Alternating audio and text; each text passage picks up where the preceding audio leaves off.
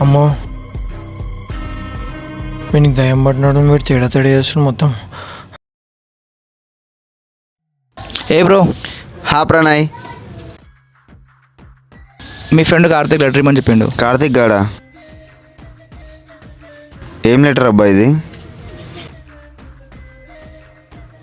అరే స్నేహాల్, చెప్తే నువ్వు నమ్మవు. దేవగాంతో జాగ్రత్త.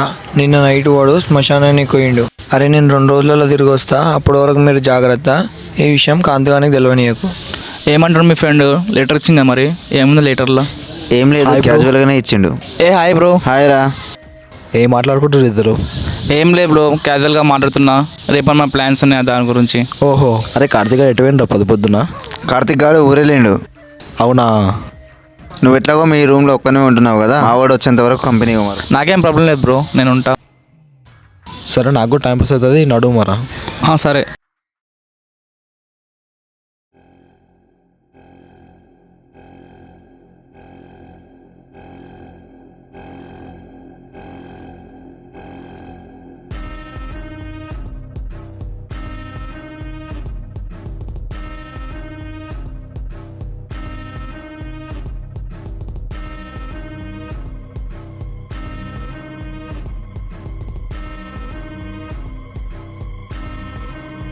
ఈ టైంలో మీ ఫ్రెండ్ ఎక్కడ అవుతుంది బ్రో?